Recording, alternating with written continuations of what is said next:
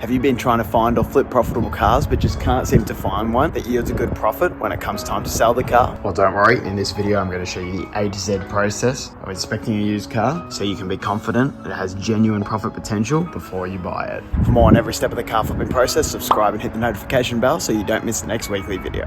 My name's Benjamin McShannock and welcome back to Ben Flips Cars. And using the methods I'm about to show you in this video, I was able to find this fantastic condition Holden Cruise for just $3,200 with a roadworthy, which already has the profit potential to sell for a lot more. If you haven't seen the previous video where I go in depth on inspecting the vehicle's exterior, I'll pop that video up in the corner for you to check out. This video will make a little bit more sense following that one. Now that we've done our in-depth exterior inspection on the car and found no substantial issues that make us want to end our inspection, it's time to move on to the next stage of inspecting a used car, and that is inspecting the car's interior. So let's get started by opening up the car's glove box. You want to check if there's any owner's manual, anything like that within the car. Particularly service books would be a good find if you're able to get them. Definitely adds value to the car because of the peace of mind it brings knowing that the car has been maintained throughout its life. Take note of if the glove box light is working, no problem in this case. In general, when sitting in the car, you want to take note of how it smells. You want to be particularly cautious of any wet smells, and if there is a wet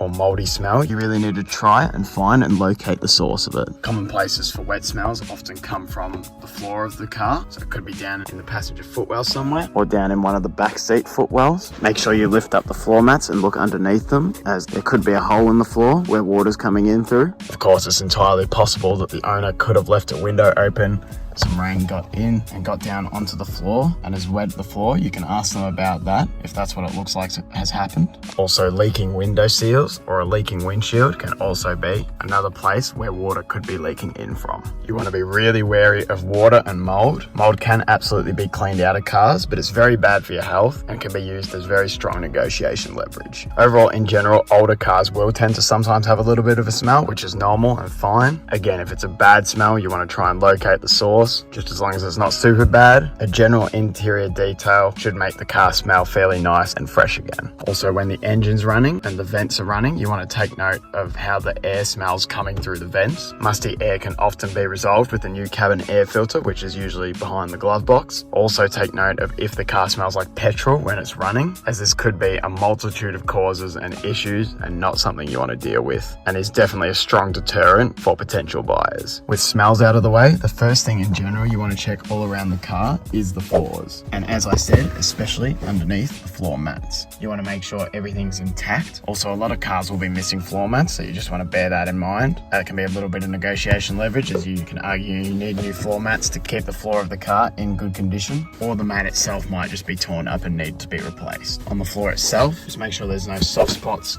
wet spots, rust, holes, or anything like that in the floor. Something to really be cautious of is if you find any water inside of the passenger footwell. This can be a classic sign of a leaking heater core from behind your dashboard. You want to inspect the source if there is that and make sure it's not that, because that's a huge pain to fix. As your heater core is behind your dashboard, you have to pull the whole dash out in most cases to fix that. Next, you want to have a look at your seats and seat belts. Of course, once again, each one around the car. Just look for if there's any bad stains, rips, tears, anything like that. There's a bit of a funny stain in the headrest here. Cracks, rips and tears in the upholstery are expensive to get fixed, and unless you're some sort of upholstery expert, you're not really going to be able to do it yourself, so bear that in mind. You also want to check to make sure all the seat functions work. In this car it has the manual slider, but if you have electric seats on the side, you want to make sure they all work as well. It also has the old pump up and down. The headrest moves back and forward, so you also want to check that. Basically every seat function, make sure they all work and make sure the seats stay in those set positions and are nice and sturdy. Also, some cars will have heated or cooled seats. You want to check to see if those settings are there and if they work. For the seat belts, you of course want to give them a hard tug to make sure that they lock out as they're meant to. Then you want to see if they unravel all the way out with no problem. Of course, clip in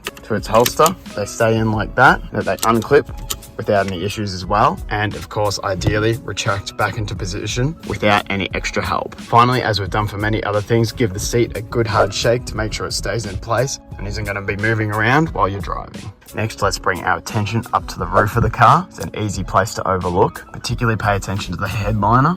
On a lot of older cars, the headliner will start to peel off. If it's just a little bit of peeling, you can use a bit of adhesive glue to stick it back on. But if the whole headliner is sagging down, then that's a very expensive thing to get professionally reupholstered. So bear that in mind, and it's usually something you want to avoid. And even though with a sagging headliner, you can pass roadworthy just by stapling it up, that won't look good, and we won't be able to get the car into that like new condition if we go with that approach, which is going to take money away from our profitable outcome. Also, when looking up the roof, again, check for water damage, particularly around the doors and around the seals. And if there's a sunroof, it's a pretty classic place for water to leak in. And like everywhere else, just look around for cracks, rips, tears, any other damage, stains, anything like that. And then just have a look around the rest of the interior to get a general idea of what the condition's like. Does it look like there's any missing parts or buttons or bits of trim? Is there a lot of dirt, a lot of worn out parts, lots of gunk and lots of crap down in the bottle holder areas or anything like that? You want to have a look and make sure all compartments and clips and all those sort of things are opening and working as they should. Everything opens up. Just have a look at things like the door bins as well, door buckets, even things like the good old sun visor and the mirror, stuff like that. Hello. Check the sun visors also unclip and swing out to the side properly as they're meant to. If they have a light, does that turn on when they're open? The good old cheat yourself handles up on the roof, as I called them. Basically, just have a look at all of the interior and take note of anything concerning. Do you disagree with any of the points I've made so far? Let me know down in the comments below. I'm only a YouTube mechanic that likes to solve problems, so I'm always keen to hear more from others on how I can improve and do these things better. Once again, if you didn't see the previous video on how to do an in-depth inspection on the car's exterior, I'll pop that again up in the corner now, and I'm also going to leave it at the end screen of this video so you can go and check it out after you finish watching this video. Now we're going to want to check if the car's climate controls are working, as fixing these can be very expensive and time consuming. First of all, you're going to need to start the car's engine for this, as cars' climate controls don't work as they should without the engine running. Firstly, check if the temperature changes as you move the temperature change dial. You might need to give the car a little bit of time to warm up first before it starts blowing warmer air. Then you also want to check with the car turned over to cold air. When you turn on the air conditioner, that the car also blows nice cold air. The story with this car is that it was struggling with heating initially when I first bought it. 2 videos ago in the engine inspection video, it turned out to be because of the low coolant level, which was caused by a coolant leak, and that was great for negotiating this car down to get a better price. Of course, as you change the fan speed, it should blow at different speeds. You can hear it blowing quite hard now. You want to make sure it does all different speeds, not that it just does high and low. And you can see up here it going from 1, 2, 3, 4 on all the different fan speeds.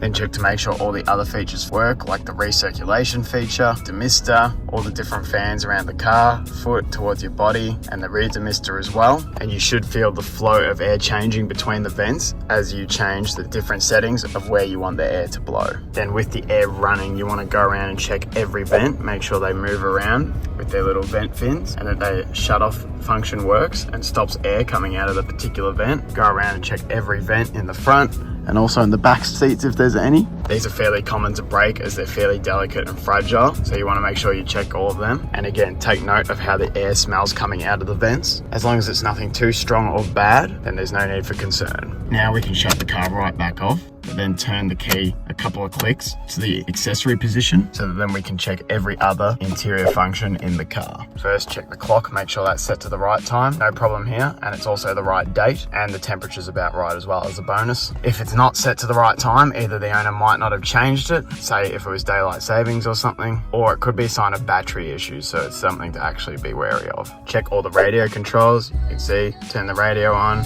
change the volume. You can go between different stations and settings, and you can turn the music off. Make sure all the speakers work around the car, down in the footwells and around the back, things like that. If the car has Bluetooth, you also want to check if that works. You want to check all the other buttons, make sure they work. You got things like the clock button, and you can do all your settings there. Make sure all these buttons are working too. If it's got any sat nav, anything like that, make sure that's all working. If you have a touch screen, make sure that works. This is not a touch screen, it's all just button controlled. And come and have a look if there's anything like a steering wheel adjustment, make sure that all moves around and adjusts as it should do.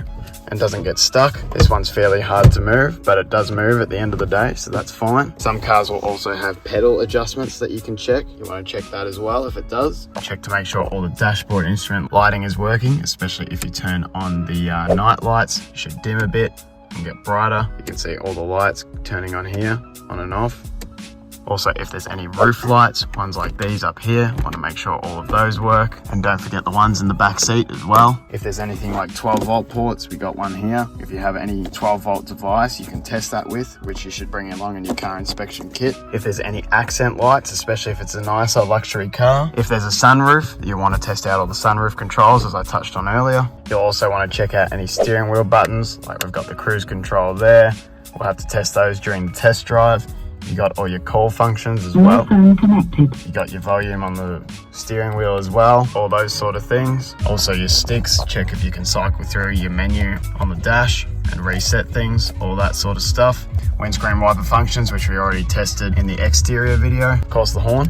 On some nicer luxury cars, there might even be some backseat controls that you want to check out as well. But you also want to check everything in the backseat, like the handles, any climate controls, seat belts. You've got this cup holders as well. You want to check out them, make sure that's all good and sturdy. The last couple of things with the interior to take particular note of are the levels of wear on things like the steering wheel. You can see the wear along here, and also the level of wear on the accelerator and brake, also on the gear selector as well. If the car has relatively low kilometers, but any of these parts of the vehicle are excessively worn, this can be a fairly strong sign of odometer tampering, which of course you want nothing to do with that. In this case, it's just got that normal bit of wear. No wear on the shifter stick here, and not much wear except for in the corner of where you mainly brake with the brake pedal. So that's all pretty normal for a car with 165,000 Ks or thereabouts. With the interior covered, let's move on to inspecting the boot of the car. First of all, we're going to check if the button works, but we already did that with our exterior inspection. No problems here. And so first of all, when you open up this boot lid, have a look at the underside of the boot lid. Look out for any damage, any rust, anything out of the ordinary. You can see we're all looking nice and symmetrical and in good condition with this boot lid. You don't want there to be any signs of an impact or any other damage. If the boot has hydraulic struts, you want to make sure they hold up the boot properly and it won't fall down, and it's fairly easy to open with them. And then you also just want to check, does the boot close and latch up properly with no issues. After looking at the boot lid, we can turn our attention to the actual boot itself. Similar to the interior, we want to be aware of any wet spots, soft spots, mold, holes, anything like that. There should be a boot mat present in the boot. In this case, it covers the spare tire well, and down in the spare tire well, you want to actually be especially careful and particular to look out for any wet spots or mold or moisture of any kind. We also want to take a good look at the spare tire well, make sure there's no signs of an impact down here or any rust, anything like that. This one looks good and clean and dry and straight, square and symmetrical. Spare tire also looks in good condition. The tire looks good, and I've already checked, it's inflated up to its appropriate pressure, which I think was 60 psi in this case. You can also see the well curves around nicely, and we've also got our spare tire toolkit in the side here. You want that to be present as well. If the spare tire isn't in the boot, you want to be sure you locate it. Of course, on some cars it's going to be on the back of the boot lid, and on some cars it's even underneath the bottom of the car. In some cases, where you can see the shell of the well here, that's where the spare tire would be hanging instead. Bear in mind that on some newer cars, they have what's called run flat tires. In that case, you don't need a spare tire, as those tires are designed to run even with a puncture, and so for that type of car you won't have a spare tire present. However, if there is an obvious space for a spare tire and the spare tire is missing, then you want to ask the seller if they know where it is or what's happened to it, because if they have it away in their shed or garage somewhere, something like that, it's going to save you hundreds of dollars instead of having to go out and get a new spare tire. As said, you want to find those spare tire tools, which in this case are in here, which we can unwrap and have a look at. And you can also see there's some spare tire tools hidden behind the wheel. You can see it through the holes in the wheel there. You want to ensure you locate all that stuff and that they're present in the car. Sometimes they can be hidden in the corner or underneath a bit of trim somewhere inside the boot. Just make sure they are present, or the spare tire tools. And again, make sure that spare tire is in good condition without any rust or damage to it, and make sure it actually holds air. You can use your tire pressure testing tool from the car inspection kit. Just take off the cap, plug it in, and it'll let you know how much air is in there and if it's holding air okay. So if there's anything else in the boot worth checking out, any 12-volt ports or any clips or hidden compartments, things like that, you want to check and make sure they're all in good condition and working well. Awesome. So with that, we've now comprehensively covered inspecting the vehicle's interior. Now again, assuming we haven't found any significant issues while doing our inspection so far that make us want to walk away from inspecting the rest of this car or end our inspection, means we can move on to the final and very essential part of doing our used car inspection, and that is taking the car for a test drive. And that's going to be our final part of inspecting the used car, all of which I'm going to cover in just as much depth in the next video, so be sure to subscribe and turn on the notification bell so you don't miss it. I'll also have it pop up in the corner of this video once it's released. Once again, if you missed the previous car inspection video I did, going in depth on how to do an exterior inspection on a used car, should be up on screen now. If you have any questions, leave them in a comment or to message me directly. I'm also on Instagram and TikTok, also at Ben Flips Cars. Like to help me out with the YouTube algorithm and subscribe so you don't miss the next weekly video. My name's Benjamin McShannock, and thank you very much for watching Ben Flips Cars.